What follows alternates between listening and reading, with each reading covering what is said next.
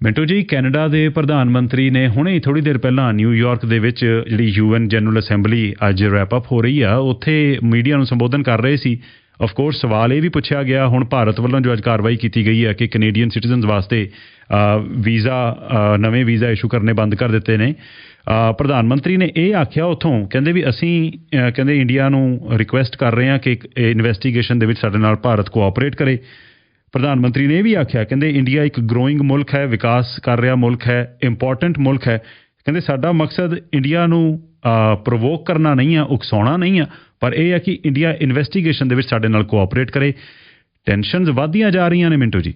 ਦੇਖੋ, ਗੱਲ ਤੇ ਇਹ ਆ ਕਿ ਜਿਹੜੀ ਗੱਲ ਇਹ ਕਹਿ ਰਹੇ ਹੋ ਵਾਜਬ ਆ ਕਿ ਕਿਸੇ ਵੀ ਕਮਿਊਨਿਟੀ ਦਾ ਹੋਵੇ, ਉਹ ਕੈਨੇਡੀਅਨ ਨਾਗਰਿਕ ਹੈ ਜਿਸ ਦਾ ਕਤਲ ਹੋਇਆ ਤੇ ਜਾਂਚ ਪੜਤਾਲ 'ਚ ਉਹ ਉਮੀਦ ਕਰਦੇ ਹੋਣਗੇ, ਤਵੱਕੋ ਕਰਦੇ ਹੋਣਗੇ ਕਿ ਇੰਡੀਆ ਸਹਿਯੋਗ ਕਰੇ।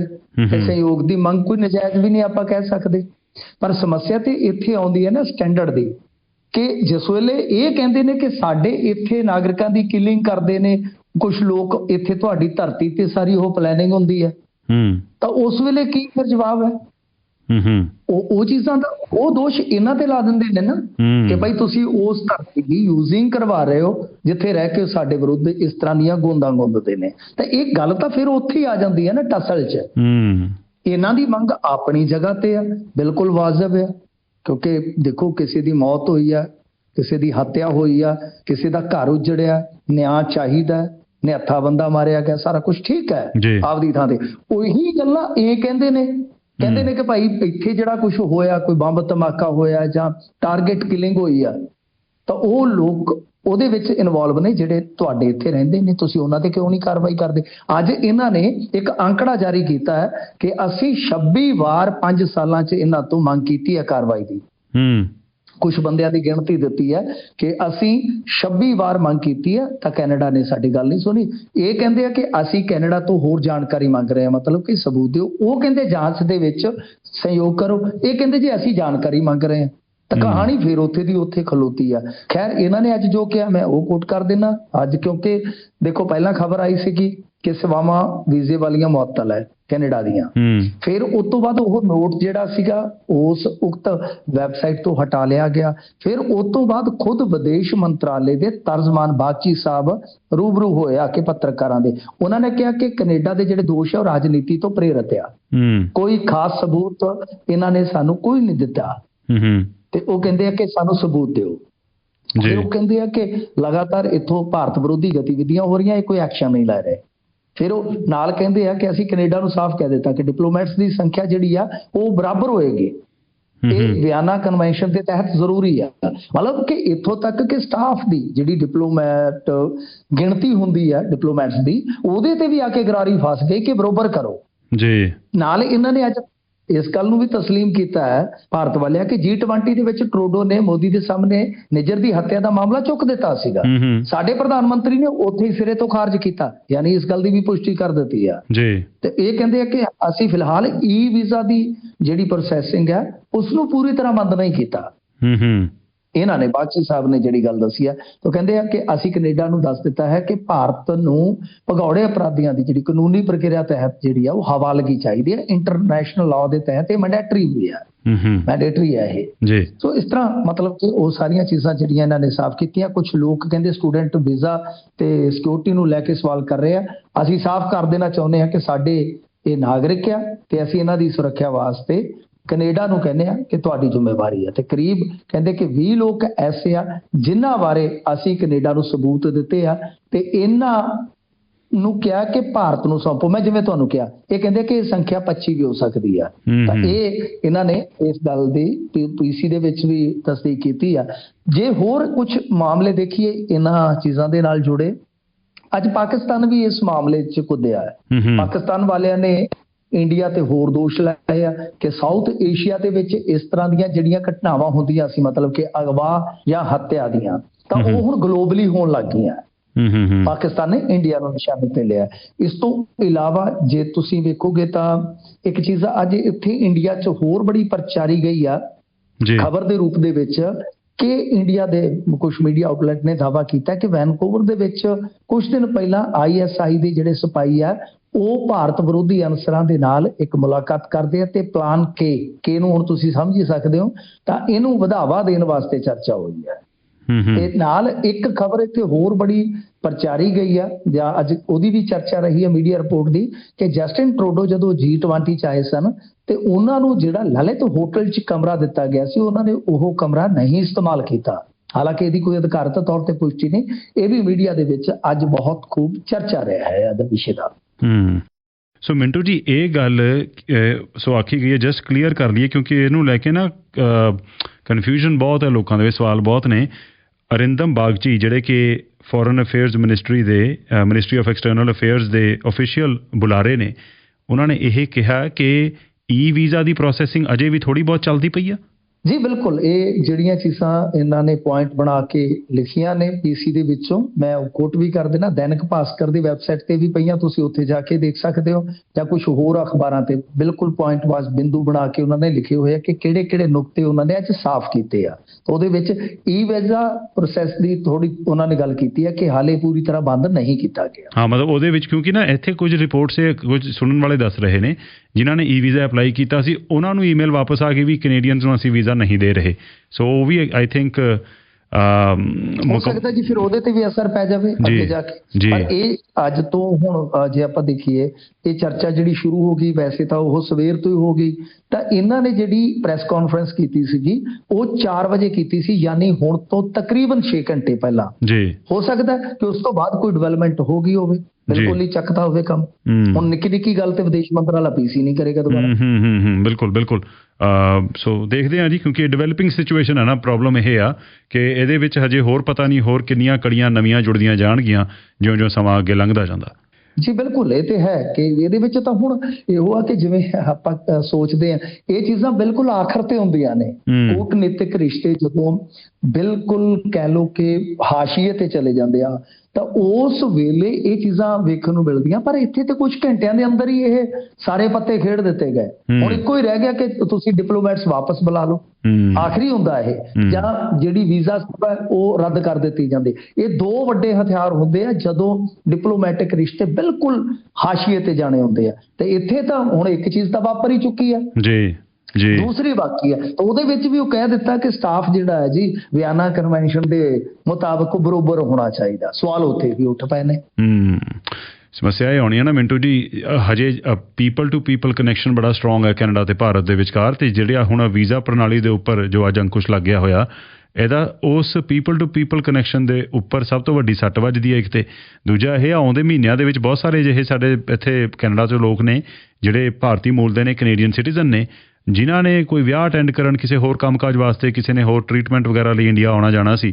ਸੋ ਉਹਨਾਂ ਨੂੰ ਹੁਣ ਥੋੜ੍ਹਾ ਇਸ ਗੱਲ ਦਾ ਧੜਕੂ ਲੱਗਾ ਹੋਇਆ ਵੀ ਇਹ ਜਿਹੜੀ ਪਾਲਿਸੀ ਉਹਨਾਂ ਨੂੰ ਕਿਵੇਂ ਇੰਪੈਕਟ ਕਰਨ ਵਾਲੀ ਆ। ਅਤੇ ਜਿਹੜਾ ਵੀਜ਼ਾ ਵਾਲਾ ਆਈ ਥਿੰਕ ਉੱਤੇ ਇਹ ਕਲੈਰਿਟੀ ਅਗਲੇ 24 ਤੋਂ 48 ਜਾਂ ਈਵਨ 72 ਘੰਟੇ ਦੇ ਵਿੱਚ ਆਏਗੀ ਕਿ ਕੀ ਸੱਚਮੁੱਚ ਵੀਜ਼ਾ ਦੀ ਇਸ਼ੂਐਂਸ ਚੱਲ ਰਹੀ ਹੈ ਜਾਂ ਫਿਰ ਉਹਨੂੰ ਮੁਕੰਮਲ ਤੌਰ 'ਤੇ ਬੰਦ ਕਰ ਦਿੱਤਾ ਗਿਆ। ਜੀ ਬਿਲਕੁਲ, ਇਹ ਤੇ ਹੈ। ਔਰ ਦੂਸਰੀ ਗੱਲ ਇਹ ਆ ਕਿ ਹਾਲੇ ਅਣਮਿੱਥੇ ਸਮੇਂ ਵਾਸਤੇ ਆ। ਹੁਣ ਜਿਨ੍ਹਾਂ ਦੀ ਸ਼ਾਦੀ ਜਾਂ ਜਿਨ੍ਹਾਂ ਦਾ ਕੋਈ ਹੋਰ ਸਮਾਗਮ ਰੱਖਿਆ ਹੋਇਆ ਉਹ ਤੇ ਬਿਲਕੁਲ ਫਸ ਜਾਣਗੇ ਨਾ ਕਸੂਤੇ, ਤਿਆਰੀਆਂ ਹੋਣਗੀਆਂ ਕਿਉਂਕਿ ਫੈਸਟੀਵਲ ਸੀਜ਼ਨ ਵੀ ਚੱਲ ਰਿਹਾ। ਹੁਣ ਆ ਜਾਣਾ ਉਹ ਵੀ ਉੱਤੇ ਆਇਆ ਪਿਆ। ਤੇ ਦੂਸਰੇ ਪਾਸੇ ਜੇ ਤੁਸੀਂ ਵੇਖੋਗੇ ਤਾਂ ਸ਼ਾਦੀਆਂ ਦਾ ਵੀ ਹੁਣ ਅਗਲੇ ਮਹੀਨੇ ਤੋਂ ਕੰਮਕਾਰ ਸ਼ੁਰੂ ਹੋ ਜਾਣਾ। ਵੈਸੇ NRI ਜ਼ਿਆਦਾਤਰ ਕੰਮ ਆਪਣੇ ਜਿਹੜੇ ਆ ਉਹ ਇੱਥੇ ਪੈਂਡਿੰਗ ਰੱਖ ਲੈਂਦੇ ਨੇ ਕਿ ਇਹਨਾਂ ਦਿਨਾਂ ਦੇ ਵਿੱਚ ਜਾਵਾਂਗੇ। ਸਾਰਾ ਕੁਝ ਜਿਹੜਾ ਵਿਉਂਤਿਆ ਉਹ ਇੱਕ ਵਾਰੀ ਤੇ ਕਹਿ ਲਓ ਕਿ ਦਾਅ ਤੇ ਲੱਗ ਗਿਆ।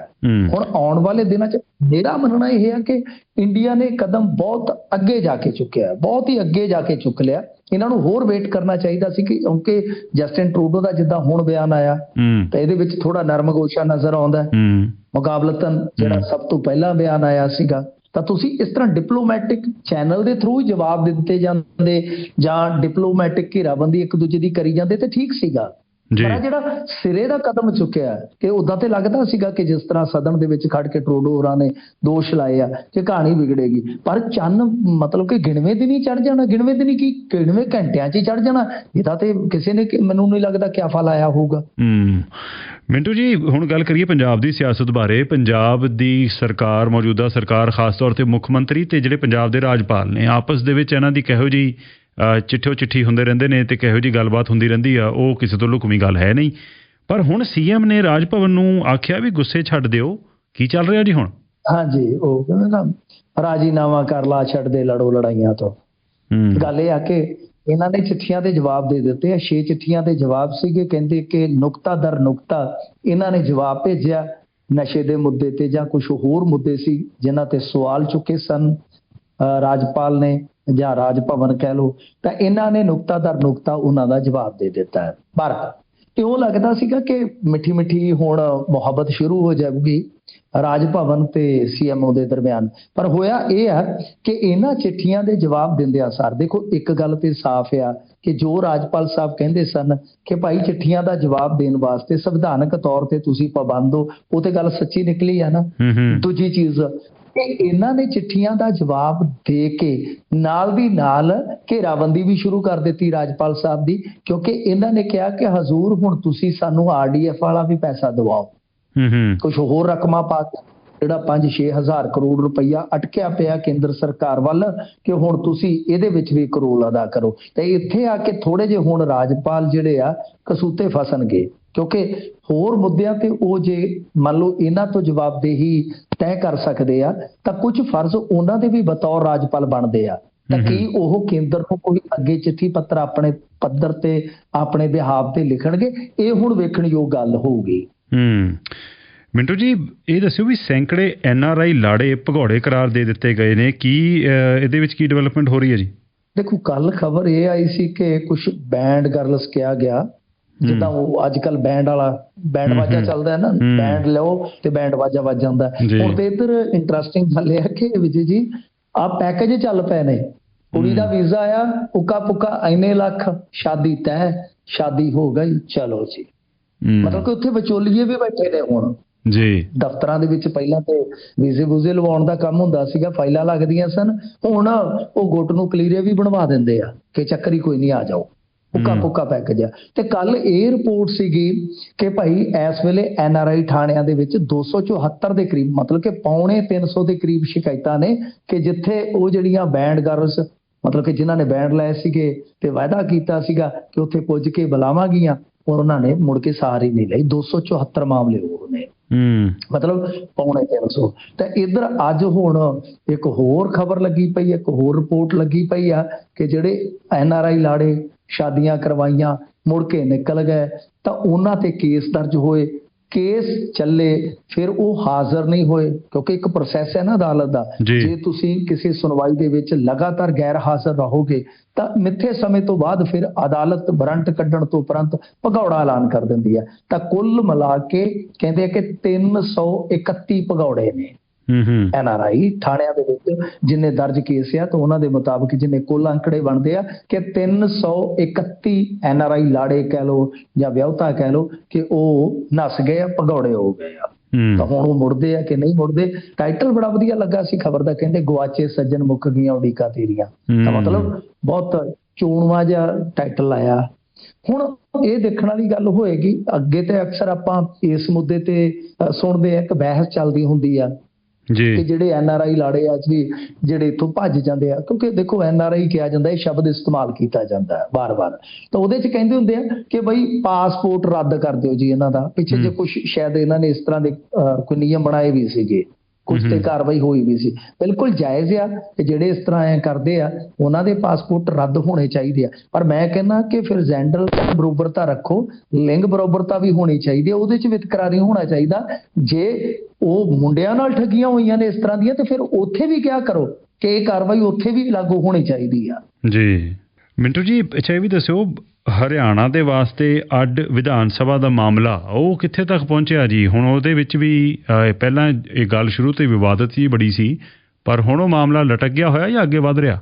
ਦੇਖੋ ਲਟਕ ਗਿਆ ਉਹ, ਕਿਉਂਕਿ ਖਬਰਾਂ ਦੇ ਮੁਤਾਬਕ ਇਹ ਹੈ ਕਿ ਚੰਡੀਗੜ੍ਹ 'ਚ 10 ਏਕੜ ਜ਼ਮੀਨ ਬਦਲੇ ਯੂਟੀ ਨੂੰ ਜਿਹੜੀ 12 ਏਕੜ ਜ਼ਮੀਨ ਜਾਣੀ ਸੀ, ਉਹਦੇ 'ਚ ਹੋਇਆ ਕੀ ਆ ਕਿ ਜੋ ਵਾਤਾਵਰਣ ਡਿਪਾਰਟਮੈਂਟ ਹੈ ਉਹਦੇ ਤੋਂ ਕਲੀਅਰੈਂਸ ਜਿਹੜੀ ਮਿਲਣੀ ਹੁੰਦੀ ਹੈ, ਜਿਵੇਂ NOC ਮਿਲਦੀ ਹੁੰਦੀ ਆ, ਉਹ ਨਹੀਂ ਮਿਲੀ।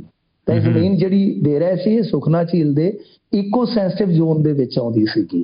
ਸੋ ਲਿਹਾਜ਼ਾ ਤੁਹਾਨੂੰ ਪਤਾ ਉੱਥੇ ਇਹਨਾਂ ਚੀਜ਼ਾਂ ਦੀ ਬਹੁਤ ਸਖਤਾਈ ਆ, ਉੱਥੇ ਤੇ ਕੋਈ ਉਸਾਰੀ ਹੋ ਹੀ ਨਹੀਂ ਸਕਦੀ। ਕੈਚਮੈਂਟ ਏਰੀਆ ਜਿਹਨੂੰ ਆਪਾਂ ਕਹਿੰਦੇ ਨੇ, ਤਾਂ ਉਹਦਾ ਤਾਂ ਅੱਗੇ ਵੀ ਬਹੁਤ ਰੌਲਾ ਪਿਆ, ਮਾਮਲਾ ਹਾਈ ਕੋਰਟ ਤੱਕ ਵੀ ਗਿਆ ਹੋਇਆ, ਕੁਛ ਸਾਰੀਆਂ ਹੋ ਵੀ ਜਾਂਦੀਆਂ, ਤੁਹਾਨੂੰ ਪਤਾ ਹੀ ਹੈ ਸਾਰਾ ਕੁਝ ਚੱਲਦਾ ਮਿਲ ਬਲਾ ਕੇ। ਇਹਨੂੰ ਉਥੋਂ ਅਪਰੂਵਲ ਨਹੀਂ ਮਿਲੀ, ਇੱਥੋਂ ਕਲੀਅਰੈਂਸ ਨਹੀਂ ਮਿਲੀ, ਤਾਂ ਹੁਣ ਇਹਨਾਂ ਦਾ ਮਾਮਲਾ ਜਿਹੜਾ ਉਹ ਵਿੱਚ ਵਿਚਾਲੇ ਰਹਿ ਗਿਆ। ਤਾਂ ਹੁਣ ਅੱਗੇ ਕਿਉਂਕਿ 2024 ਦਾ ਇਲੈਕਸ਼ਨ ਆ ਜਾਣਾ, ਫਿਰ ਉਸ ਤੋਂ ਬਾਅਦ ਹਰਿਆਣੇ ਦਾ ਇਲੈਕਸ਼ਨ ਆ ਜਾਣਾ। ਜੇ ਇਸ ਤਰ੍ਹਾਂ ਇੱਕ ਵਾਰੀ ਮਾਮਲਾ ਅੜ ਗਿਆ ਤਾਂ ਫਿਰ ਮੈਨੂੰ ਨਹੀਂ ਲੱਗਦਾ ਕਿ ਛੇਤੀ ਕਿਤਿਆਂ ਇਹ ਮਾਮਲਾ ਹੱਲ ਹੋਏਗਾ, ਕਿਉਂਕਿ ਕੁਝ ਚੀਜ਼ਾਂ ਕੇਂਦਰ ਸਰਕਾਰ ਦੇ ਪਾਸੋਂ ਵੀ ਪਾਸ ਕਰਾਉਣੀਆਂ ਪੈਣਗੀਆਂ ਨਾ ਜੀ, ਕੁਝ ਚੀਜ਼ਾਂ ਯੂਟੀ ਪ੍ਰਸ਼ਾਸਨ ਦੇ ਅਧੀਨ ਆਉਂਦੀਆਂ। ਤਾਂ ਇਸ ਕਰਕੇ ਪੰਜਾਬ ਵਾਲੀ ਗੌਰਮੈਂਟ ਦਾ ਤਾਂ ਫੋਕੇ 'ਚ ਹੀ ਸਰ ਗਿਆ। ਇਹਨਾਂ ਨੇ ਇਹਨਾਂ ਚੀਜ਼ਾਂ ਤੇ ਤਾਂ ਕਦੇ ਗੌਰ ਹੀ ਨਹੀਂ ਕੀਤਾ। ਬਸ ਸਾਡੇ ਲੀਡਰਾਂ ਦਾ ਪਤਾ ਕੀ ਕੰਮ ਆ, ਉਹਨਾਂ ਨੇ ਸਵੇਰੇ ਉੱਠ ਕੇ ਅਖਬਾਰਾਂ ਵੇਖਣੀਆਂ, ਜੇ ਤੇ ਉਹਦੇ 'ਚ ਕੋਈ ਸੂਤ ਲੱਗ ਗਿਆ ਤੇ ਉਦੋਂ ਟਵੀਟ ਕਰ ਦੇਣਾ, ਫਿਰ ਉੱਠ ਕੇ ਉਹਨਾਂ ਨੇ ਫੇਸਬੁੱਕ ਵੇਖਣਾ, ਮੂੰਹ ਮੱਥ ਧੋ ਕੇ ਉਦੋਂ ਤੱਕ ਚਾਹ ਪੀ ਲੈਂਦੇ ਆ ਜੀ। ਜੇ ਉੱਥੇ ਕੋਈ ਮੁੱਦਾ ਚੱਲਦਾ ਫਿਰ ਉਹਦੇ ਤੇ ਕੋਈ ਗੱਲ ਕਰ ਦੇਣੀ ਆ, ਪਰ ਉਹ ਕਰਕੇ ਉੱਥੇ ਹੀ ਛੱਡਦੇ ਨਹੀਂ। ਸ਼ਾਮ ਨੂੰ ਕੋਈ ਹੋਰ ਮਸਾਲਾ ਮਿਲ ਜਾਂਦਾ ਹੈ। ਤੇ ਇਹ ਆ ਕਿ ਇਹਨਾਂ ਨੇ ਉਦੋਂ ਤੇ ਬੜੀ ਹੱਲਾ ਲਾਲਾ ਕੀਤੀ, ਉਸ ਤੋਂ ਬਾਅਦ ਭੁੱਲ ਗਏ, ਕਿਸੇ ਨੇ ਪੈਰਵਾਈ ਨਹੀਂ ਕੀਤੀ। ਪਰ ਕੁਦਰਤੀ ਇਹ ਹੁਣ ਅੜੰਗਾ ਜਿਹੜਾ ਪੈ ਗਿਆ, ਜਿਹੜਾ ਪੰਜਾਬ ਦੇ ਹਿੱਤਕਾਰੀ ਆ, ਇਹਨਾਂ ਨੇ ਕੋਈ ਜ਼ਿਆਦਾ ਪੈਰਵਾਈ ਨਹੀਂ ਕੀਤੀ ਸਿਆਸੀ ਧਿਰਾਂ ਨੇ। ਪਰ ਉਹਦੇ 'ਚ ਸੱਚੀਓ ਪ੍ਰਸ਼ਾਸਨ ਵੱਲੋਂ ਜੇ ਯੂਟੀ ਨਾ ਹੁੰਦਾ ਤੇ ਜੇ ਕੋਈ ਸਟੇਟ ਹੁੰਦਾ ਤੇ ਸ਼ਾਇਦ ਕੰਮ ਨਿਕਲ ਜਾਂਦਾ, ਕਿਉਂਕਿ ਯੂਟੀ ਪ੍ਰਸ਼ਾਸਨ ਉੱਥੇ ਤੁਹਾਨੂੰ ਪਤਾ ਕੁਝ ਹੱਦ ਤੱਕ ਵਧੀਆ ਕੰਮ ਕਰਦਾ। ਸੋ ਲਿਹਾਜ਼ਾ ਉਹਨਾਂ ਨੇ ਕਲੀਅਰੈਂਸ ਇਹਨਾਂ ਨੂੰ ਨਹੀਂ ਦਿੱਤੀ। ਮਿੰਟੂ ਜੀ, ਮਣੀਪੁਰ ਦੇ ਵਿੱਚੋਂ ਖਬਰਾਂ ਆ ਰਹੀਆਂ ਨੇ ਜੀ, ਅਦਾਲਤਾਂ ਤੇ ਥਾਣਿਆਂ ਤੇ ਹਮਲੇ ਹੋ ਰਹੇ ਨੇ ਉੱਥੇ। ਜੀ ਬਿਲਕੁਲ, ਇਹਦੇ ਵਿੱਚ ਇਹੋ ਹੈ ਕਿ ਭੀੜ ਜਿਹੜੀ ਆ ਬੇਕਾਬੂ ਹੋਈ ਆ। ਕੁਝ ਪ੍ਰਦਰਸ਼ਨਕਾਰੀਆਂ ਨੇ ਸੁਰੱਖਿਆ ਬਲਾਂ ਤੇ ਵੀ ਹਮਲਾ ਕੀਤਾ, ਹੰਝੂ ਗੈਸ ਫਿਰ ਬਰੋਬਰ ਛੱਡੇ ਗਏ, 10 ਤੋਂ ਜ਼ਿਆਦਾ ਜ਼ਖਮੀ ਹੋਇਆ। ਇਹ ਕੁਝ ਪੁਲਿਸ ਸਟੇਸ਼ਨ ਤੇ ਅਦਾਲਤਾਂ ਤੇ ਧਾਵਾ ਬੋਲਿਆ ਗਿਆ। ਦਰਅਸਲ ਕੀ ਹੋਇਆ ਸੀਗਾ ਕਿ ਪਿਛਲੇ ਦਿਨੀ 5 ਕੁ ਨੌਜਵਾਨ ਜਿਹੜੇ ਮੈਤਾਈ ਭਾਈਚਾਰੇ ਨਾਲ ਸੰਬੰਧਿਤ ਸਨ, ਇਹਨਾਂ ਨੂੰ ਇਸ ਦੋਸ਼ ਦੇ ਵਿੱਚ ਫੜ ਲਿਆ ਸੀ ਕਿ ਇਹ ਪੁਲਿਸ ਦੀਆਂ ਵਰਦੀਆਂ ਪਾ ਕੇ ਤੇ ਦੂਜਾ ਕੰਮ ਕਰਦੇ ਆ, ਮਤਲਬ ਕਿ ਧੱਕਾ ਕਰਦੇ ਆ। ਉਸ ਤੋਂ ਬਾਅਦ ਇਹ ਫਿਰ ਭੀੜ ਜਿਹੜੀ ਇਹਨਾਂ ਦੇ ਭਾਈਚਾਰੇ ਦੀ ਉਹ ਉਗਰ ਹੋ ਗਈ, ਉਹਨਾਂ ਨੇ ਹਮਲੇ ਕਰਨੇ ਸ਼ੁਰੂ ਕਰ ਦਿੱਤੇ। ਇਹ ਕਹਿੰਦੇ ਜੀ ਕਿ ਦੇਖੋ ਇਹ ਸਾਡੇ ਪਿੰਡ ਦੇ ਰਾਖੇ ਆ, ਵਲੰਟੀਅਰ ਆ, ਤੇ ਜੇ ਇਹਨਾਂ ਨੂੰ ਤੁਸੀਂ ਨਾ ਛੱਡਿਆ ਤੇ ਬਈ ਸਾਡੀ ਕੁੱਕੀ ਭਾਈਚਾਰੇ ਤੋਂ ਰਾਖੀ ਕੌਣ ਕਰੇਗਾ। ਮਤਲਬ ਕਿ ਉੱਥੇ ਸਿਕਿਉਰਿਟੀ ਫੋਰਸਸ ਜਿਹੜੀਆਂ ਲੱਗੀਆਂ ਨੇ ਉਹਨਾਂ ਤੇ ਯਕੀਨ ਹੀ ਘਟ ਗਿਆ ਜੀ। ਕੋਈ ਕਹਿੰਦਾ ਕਿ ਫਲਾਣੀ ਫੋਰਸ ਜਿਹੜੀ ਹੈ ਉਹ ਫਲਾਣੇ ਭਾਈਚਾਰੇ ਦਾ ਪੱਖ ਪੂਰ ਰਹੀ ਆ, ਕੋਈ ਕਹਿੰਦਾ ਫਲਾਣੇ ਦਾ, ਮਤਲਬ ਕਿ ਉੱਥੇ ਤਾਣੀ ਪੂਰੀ ਉਲਝੀ ਹੋਈ ਆ। ਇੱਕ ਕਮਾਲ ਦਾ ਫੈਕਟ ਹੈ ਕਿ ਇਹੋ ਜਿਹੀਆਂ ਖਬਰਾਂ ਜਿਹੜੀਆਂ ਬੜੀਆਂ ਸੈਂਸਿਟਿਵ ਖਬਰਾਂ ਨੇ ਕਿ ਅਦਾਲਤ ਜਾਂ ਥਾਣਿਆਂ ਤੇ ਹਮਲਾ ਹੋ ਜਾਣਾ, ਬਹੁਤ ਸੈਂਸਿਟਿਵ ਖਬਰਾਂ ਹੁੰਦੀਆਂ, ਬਹੁਤ ਵੱਡੀਆਂ ਖਬਰਾਂ ਹੁੰਦੀਆਂ। ਪਰ ਜੇ ਤੁਸੀਂ ਦੇਖੋ ਕਿ ਨੈਸ਼ਨਲ ਮੀਡੀਆ ਇੰਡੀਆ ਦਾ ਮੇਨ ਸਟ੍ਰੀਮ ਉਹਨੂੰ ਆਨ ਕਰਕੇ ਦੇਖੋਗੇ, ਕਿਤੇ ਇਹਨਾਂ ਦੀ ਚਰਚਾ ਨਹੀਂ ਮਿਲੇਗੀ। ਉੱਥੇ ਚਰਚਾ ਬਸ ਇਹੋ ਆ ਕਿ 25 ਤਰੀਕ ਤੱਕ ਅਲਟੀਮੇਟਮ ਦੇ ਦਿੱਤਾ ਹੈ ਟਰੂਡੋ ਦਾ, ਫਿਰ ਫਿਨਿਸ਼ ਕੰਮ ਸਾਰਾ। ਜਿੱਦਾਂ ਪਤਾ ਨਹੀਂ ਐਟਮੀ ਚੱਕੀ ਫਿਰਦੇ ਹੁੰਦੇ ਨੇ ਇਹ, ਕਿ ਆਪਦੇ ਸਟੂਡੀਓ 'ਚ ਹੀ ਲਾ ਦੇਣਾ ਇਹਨਾਂ ਨੇ। ਸੋ ਸਮਝ ਨਹੀਂ ਆਉਂਦੀ ਕਿ ਜਿਹੜੇ ਮੁੱਦੇ ਆ ਉਹਨਾਂ ਤੇ ਵੀ ਨਜ਼ਰ ਜਿਹੜੀ ਹੈ ਇਹਨਾਂ ਦੀ ਕਿਉਂ ਨਹੀਂ ਜਾਂਦੀ ਜੀ। ਤੇ ਮਿੰਟੂ ਜੀ, ਅੱਜ ਦੀ ਖੁਸ਼ਨੁਮਾ ਖਬਰ ਕੀ ਹੈ ਜੀ? ਜੀ ਖੁਸ਼ਨੁਮਾ ਖਬਰ ਮੈਂ ਦੇਖ ਰਿਹਾ ਸੀਗਾ, ਅਮਲੋਹ ਤੋਂ ਹੈ। ਇੱਕ ਸਾਈਕਲ ਰਿਪੇਅਰ ਕਰਨ ਵਾਲੇ ਦੀ ਧੀ, ਇਸਨੇ ਪੜ੍ਹਾਈ ਕੀਤੀ directorate general of civil aviation ਦੀ ਪ੍ਰੀਖਿਆ ਜਿਹੜੀ ਪਾਸ ਕਰਕੇ ਡਰੋਨ ਖੇਤਰ ਦੇ ਵਿੱਚ ਇੰਸਟਰਕਸ਼ਨ 'ਚ ਬਹੁਤ ਵੱਡਾ ਮੁਕਾਮ ਹਾਸਲ ਕੀਤਾ ਹੈ। ਸੋ ਤੁਸੀਂ ਦੇਖ ਸਕਦੇ ਹੋ ਕਿ ਛੋਟੇ ਜਿਹੇ ਪਰਿਵਾਰਾਂ 'ਚੋਂ ਕਿਸ ਤਰ੍ਹਾਂ ਧੀਆਂ ਬਹੁਤ ਵੱਡੇ ਮੁਕਾਮ ਤੇ ਨਿਕਲ ਰਹੀਆਂ। ਆਪਾਂ ਪਿਛਲੇ ਦਿਨੀ ਮੋਗੇ ਵਾਲੀ ਹਰਮਨਪ੍ਰੀਤ ਦੀ ਗੱਲ ਕੀਤੀ ਸੀਗੀ ਨਾ, ਉਹ ਕੁੜੀ ਕਿੱਥੋਂ ਕਿੱਥੇ ਚਲੇ ਗਈ। ਤਾਂ ਇਸ ਤਰ੍ਹਾਂ ਇਹ ਕੁੜੀਆਂ ਨੇ ਜਿਹੜੀਆਂ ਕਿ ਮੈਂ ਸਮਝਦਾ ਕਿ ਦੂਸਰਿਆਂ ਵਾਸਤੇ ਰਾਹ ਦਸੇਰਾ ਨੇ, ਦੂਸਰੇ ਬੱਚਿਆਂ ਵਾਸਤੇ ਵੀ ਰਾਹ ਦਸੇਰਾ ਨੇ ਕਿ ਕਿਵੇਂ ਸਾਈਕਲ ਪੈਂਚਰ ਵਾਲੇ ਦੀ ਧੀ ਜਿਹੜੀ ਹੈ, ਸਾਈਕਲ ਰਿਪੇਅਰ ਵਾਲੇ ਦੀ ਧੀ ਜਿਹੜੀ ਹੈ, ਉਹ ਹੁਣ ਡਰੋਨ ਦੇ ਖੇਤਰ ਦੇ ਵਿੱਚ ਨਵੇਂ ਦਿਸ਼ਾ ਦੇ ਜਿਹੜੇ ਸਿਰਜੇਗੀ। ਕੀ ਬਾਤ ਹੈ ਮਿੰਟੂ ਜੀ, ਉਹ ਗੀਤ ਚੇਤੇ ਆ ਗਿਆ ਵੀ ਛੋਟੇ ਛੋਟੇ ਘਰਾਂ ਵਿੱਚੋਂ ਉੱਠੇ ਆ, ਅਜੇ ਬਹੁਤ ਅੱਗੇ ਜਾ ਕੇ ਹਟਾਂਗੇ।